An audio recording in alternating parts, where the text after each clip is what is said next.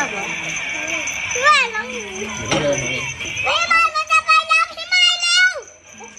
จับไหมสองอันเลยโอเคสองอันเลย สอนเลยเหรอพอแล้วเราต้องให้มันเดินบ้างเราต้องปล่อยให้มันเดินบ้างจะได้ยิน ช้า ไหม จังเนี่ย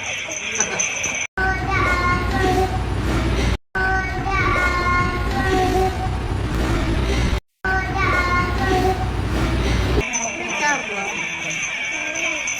ว่าน้องหนู เดี๋ยวก็เดินมาเอง ไม่มามันจะไปรับพี่ไม้เร็ว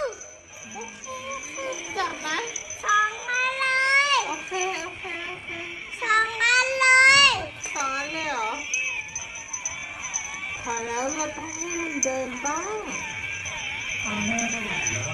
เราต้องปล่อยให้มันเดินบ้าง